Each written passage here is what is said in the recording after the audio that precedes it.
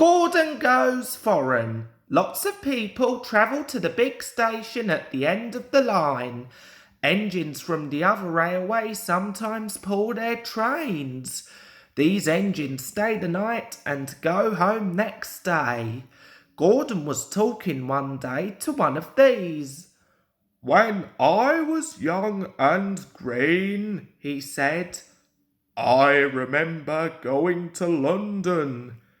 Do you know the place? The station's called King's Cross." "King's Cross?" snorted the engine. "London's Euston. Everybody knows that."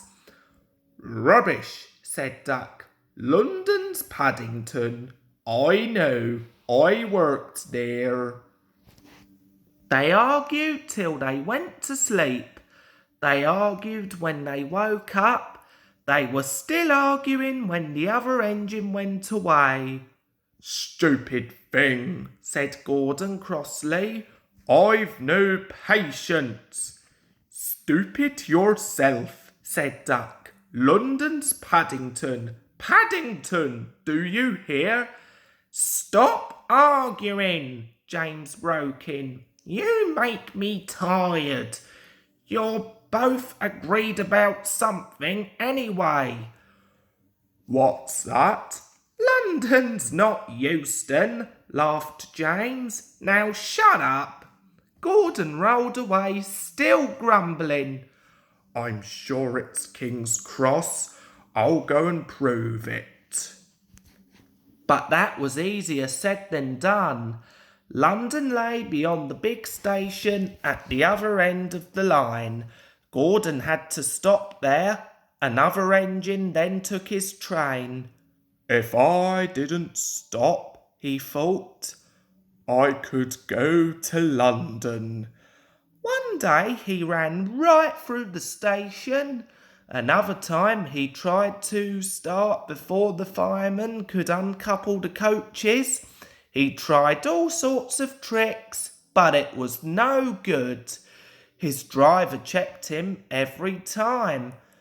"Oh dear," he thought sadly, "I'll never get there." One day he pulled the express to the station as usual. His fireman uncoupled the coaches and he ran onto his siding to wait till it was time to go home. The coaches waited and waited at the platform, but their engine didn't come. A porter ran across and spoke to Gordon's driver. "The inspector's on the platform. He wants to see you." The driver climbed down from the cab and walked over to the station. He came back in a few minutes looking excited. "Hello," said the fireman. "What's happened?" The engine for the express turned over when it was coming out of the yard. Nothing else came in or out. "They want us to take the train to London. I said we would if Sir Topham Hatt agreed. They telephoned and he said, 'We could do it.' How's that?" "Fine," said the fireman. "We'll show them what Sir Topham Hatt's engines can do." "Come on," said Gordon. "Let's go." He rolled quickly over the crossings and backed onto the train. It was only a few minutes before the guard blew his whistle, but Gordon thought it was ages.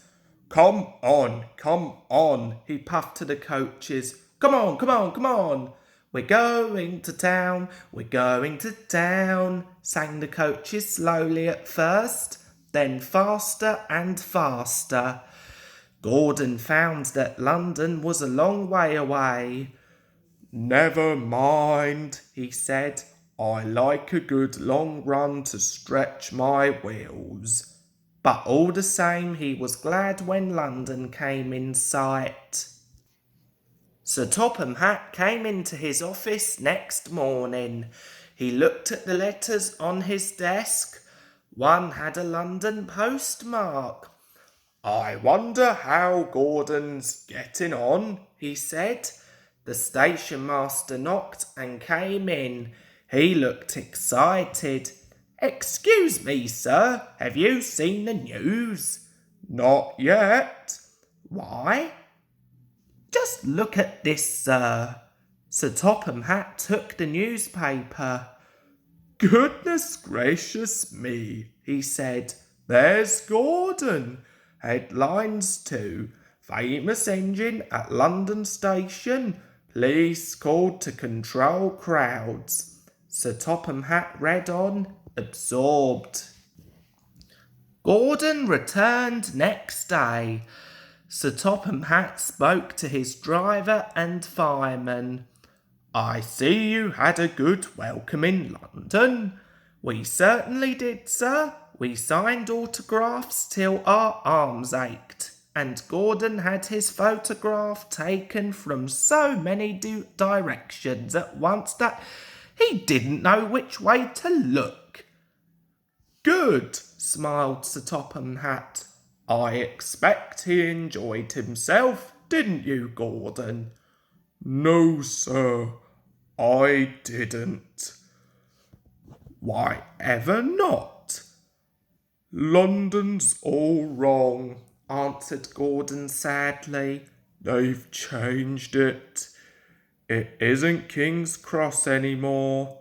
It's St. Pancras.